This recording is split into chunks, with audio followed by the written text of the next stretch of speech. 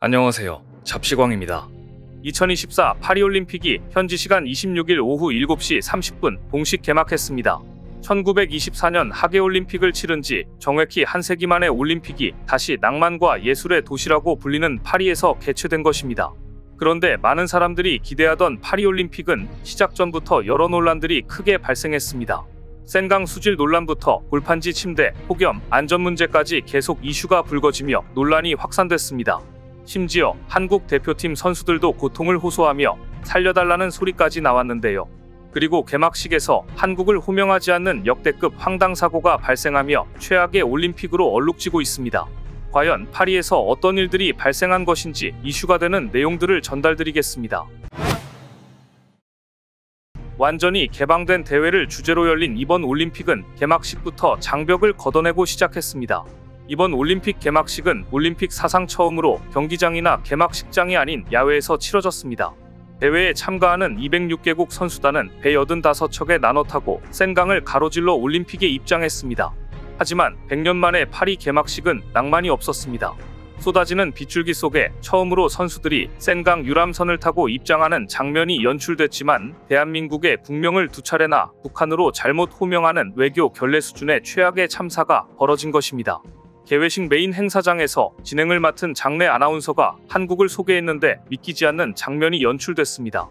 한국 선수단을 소개하면서 장내 아나운서는 프랑스어로 레피블릭 포필레르 데모크라틱 드 코헤이라는 표현을 썼습니다. 이는 북한을 뜻하는 표현입니다. 실수는 한 번에서 그치지 않았습니다. 아나운서는 영어로 한국 선수단을 호명하면서도 데모크라틱 피플스 리퍼블릭 오브 코리아라고 표현해 한국을 두 차례나 북한으로 소개했습니다.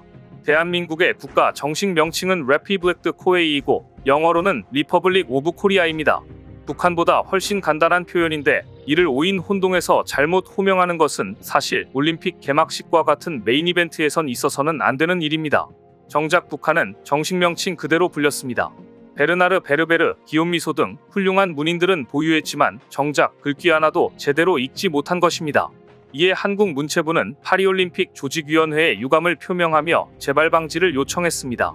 장미란 문체부 제2차관은 현지에서 IOC 위원장에게 면담을 요청했고 정부 차원에서 프랑스 측에 강력한 항의 의견을 전달할 것을 외교부에 요청했습니다. 최근 한국 방산과 원전에서 한국에게 모두 밀리고 있는 프랑스가 이렇게 치졸한 방법으로 복수를 하는 건가 싶은데요. 그런데 문제는 이뿐만이 아닙니다. 개막식이 열린 센강은 올림픽이 열리기 전부터 크게 논란이 됐었습니다. 앞서 파리올림픽 트라이애슬론과 마라톤 수영 경기가 열리는 프랑스 파리 센강 수질 논란이 다시 도마 위에 올랐습니다. 올림픽 관련 소식을 전하는 매체들은 프랑스 파리는 예상치 못한 문제에 직면했다. 파리 시민들이 센강에서 경기가 열리는 것에 대한 항해 표시로 강의 대변을 보겠다고 했다고 전했습니다. 언론에서 왜 이런 이야기들이 나오는 것일까요? 파리시는 수질 악화로 1923년 이후로 센강 입수를 금지했었습니다. 하지만 올림픽을 위해 100년 만에 입수를 허용했습니다. 여기서 트라이애슬론과 마라톤 수영 경기가 열리는데요. 비가 내리면 폐수가 센강으로 흘러와 기준치 이상의 대장균과 장구균이 검출되는 등 수질 논란이 수면 위로 떠오른 것입니다. 그럼에도 불구하고 파리올림픽 조직위원회는 수영 경기 개최를 강행하기로 결정했습니다. 본인들의 특별한 이벤트를 만들기 위해 입수하는 선수들을 희생하겠다는 이기적인 처사가 아닐 수 없습니다. 지난주 안느 이달고 파리시장, 피에르 라바당 파리 부시장 등 여러 정치인이 센강에 입수하며 수질 논란을 잠재우려 했습니다. 영상을 보시면 수영복을 입은 안 이달고 파리시장이 시민들에게 손을 흔든 뒤 강물로 들어가고 있습니다. 올림픽 개막을 앞두고 센강 수질에 문제가 없다는 걸 보여주겠다며 직접 강물로 뛰어든 이달고 시장은 약 200m가량을 헤엄친 뒤 밖으로 나왔습니다. 하지만 우려의 목소리는 사라지지 않았는데요. 왜냐하면 당초 이달고 시장도 지난달 23일 입수할 예정이었지만 대장균 수치가 기준치보다 10배 높게 검출돼 입수가 연기됐기 때문입니다. 이와 같이 비가 자주 내리면 폐수가 흘러들어올 수밖에 없어 수질 논란은 쉽게 가라앉지 않고 있습니다. 심지어 올림픽 개최에 반대하는 일부 시민들은 오히려 센강 강의 오물을 투척하자는 캠페인을 벌이기도 했습니다. 빌 설리번 인디애나 대학교 의과대학 교수는 매체 인터뷰를 통해 날씨가 화창하고 건조하면 대장균 박테리아 수치가 안전한 범위로 떨어질 가능성이 있다. 하지만 사람과 세균 간의 싸움에서는 보통 세균이 이긴다. 강에서 대장균이 검출된 것은 강 속에 대변이 있다는 것을 의미한다고 꼬집었습니다. 경기 출전을 앞둔 2020 도쿄 올림픽 여자 마라톤 수영 10km 금메달리스트인 마르셀라 쿠냐도 우려를 표했습니다. 그는 센강은 수영하기에 적합한 곳이 아니다라고 주장했습니다. 사실 센강 수질 논란은 문제도 아닙니다. 더 심각한 사안들이 있었는데요. 먼저 이번에도 단연 화제가 되는 것은 골판지 침대입니다. 2020 도쿄 올림픽부터 화제의 중심이었던 골판지 침대를 이번 2024 파리 올림픽에서도 볼 수 있었는데요. 이에 선수들 사이에서는 골판지 침대 챌린지가 성행 중입니다. 도쿄 올림픽에 납품된 골판지 침대는 최대 200kg의 하중을 견디도록 설계되었으며 두 사람의 몸무게를 견딜 수 없을 것이라는 우려가 나오면서 성관계 방지용 침대라는 조롱을 받은 바 있는데요. 이에 2024 파리 올림픽에 납품된 골판지 침대는 250kg까지 견딜 수 있도록 성능을 조금 개선했다고 밝혔습니다.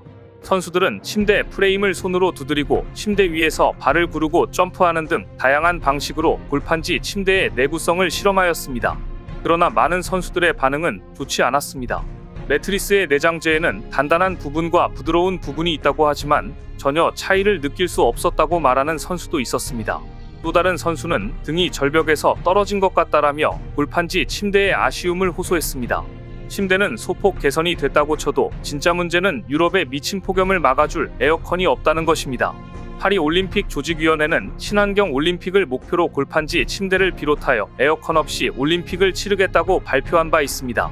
이전부터 선수단들의 숙소에 에어컨을 설치하지 않겠다고 말하였으며 그 대신 효율적인 건물 설계와 지열 냉각 시스템을 활용하여 외부보다 내부 온도를 섭씨 6도가량 낮게 유지할 수 있다고 밝혔습니다. 또한 숙소 온도를 26도 이하로 유지하겠다고 강조했습니다. 그러나 한여름 파리의 최고 기온은 40도에 육박합니다. 특히 지난 여름에만 약 5천여 명이 파리에서 무더위로 사망한 것으로 알려졌습니다. 그렇기에 폭염에 대한 우려가 잇따라 제기될 수밖에 없습니다. 파리 무더위로 인해 수면 부족, 컨디션 난조에 시달릴 수 있고 이는 올림픽 성적과 연결되기 때문입니다. 이와 같은 지속적인 반발로 인해 결국 파리 올림픽 조직위원회는 각 나라에서 자체적인 비용을 내어 휴대용 에어컨을 주문할 수 있도록 허용하였습니다. 본인들의 친환경 올림픽이란 목적을 채우기 위해 참가국들의 책임을 전가하고 있는 부분인데요. 우리나라 대표팀의 경우 소비 전력 문제로 인해 각 방에 냉풍기와 이동식 에어컨을 배치할 수밖에 없었습니다. 하지만 여건이 좋은 국가들은 에어컨 비용을 충분히 지급할 의향이 있으나 각 국가에서 내야 하는 에어컨 비용이 부담되는 국가들도 존재합니다. 그렇기에 이는 곧 형평성 문제와 연결될 수 있습니다. 그렇게 되면 결과적으로 올림픽 성적에도 문제가 될 수 있는 심각한 사안입니다. 저탄소를 표방한 올림픽에서 에어컨을 켜지 않고 창문까지 열지 못하게 하는 셔틀버스 때문에 각국 선수들의 불만이 쏟아지고 있는 것입니다. 한국 선수들 사이에서도 이러한 문제로 어려움을 토로했는데요. 한국 수영의 간판 스타 김우민은 훈련을 마친 뒤 취재진과 만나 인터뷰하는 과정에서 버스가 너무 더운데 창문도 모셜게 막아놨다고 말했습니다. 황선우 역시 많은 선수가 타다 보니까 사우나 갔다, 해결 방안이 필요하다면서 다른 나라 선수가 쓰러졌다는 얘기도 들었다, 경기하는 날 그러면 가장 큰 문제라고 토로했습니다. 뿐만 아니라 일부 선수들은 셔틀버스 시스템 문제로 훈련 시간을 빼앗기기도 한 것으로 나타났습니다. 이날 한국 선수단은 예정보다 30분 이상 늦게 수영장에 도착했는데요. 차로 20여 분이 걸리는데 배차 시간표대로 셔틀버스가 운영되지 않아 선수들이 불필요하게 시간을 버리고 있다는 지적도 나옵니다. 이에 대해 황선우는 계속해서 훈련 중인데 왕복 3시간을 길에 투자할 판이다, 컨디션을 관리하는데 정말 많이 힘들다며 큰 문제라고 상황을 짚었습니다. 김우민은 버스가 너무 덥다, 며칠 전에는 버스가 엉뚱한 곳으로 들어가 뱅뱅 돌았다며 좁은 골목에 잘못 들어가 차가 파손되는 사고도 났다고 전했습니다. 이러한 문제는 한국 선수들 뿐만 아니라 다른 국가의 모든 선수들에게도 발생하고 있어 큰 문제가 되고 있습니다. 더 심각한 문제는 선수들의 안전 문제입니다. 이란 테러 조직 공격 가능성에 최근 외국인 집단 성폭행까지 발생하는 문제가 생긴 것입니다. 이스라엘 국가안보회의는 특별 성명을 발표하며 이번 파리 올림픽을 관람하는 이스라엘인들에게 테러 가능성이 있음을 시사했습니다. 이란의 지원을 받는 테러 조직이 올림픽 기간 중 이스라엘인과 유대인을 대상으로 공격을 꾀하고 있음을 밝힌 것입니다. 지난해 이스라엘 하마스 전쟁 발발 이후 이스라엘인과 유대인에 대한 테러 가능성을 지속해서 제기되어 왔습니다. 실제로 1972 미넨 올림픽에서 당시 팔레스타인 무장단체가 선수촌의 이스라엘 선수단 숙소에 침입해 선수단 전원의 목숨을 앗아가는 끔찍한 사건도 있습니다. 이에 당시에 사고가 재현되는 것이 아닌가 하는 걱정이 커지면서 프랑스 파리 현지에서는 급격히 테러의 공포가 퍼졌습니다. 이 때문에 차량 통행을 제한하고 무인기 비행 금지령을 내림과 동시에 경찰, 군인, 사설 경비원 등의 인력을 파리 시내 곳곳에 배치하여 보안을 강화했습니다. 더구나 지난 20일 파리 도심에서 외국인 여성이 집단 성폭행을 당했습니다.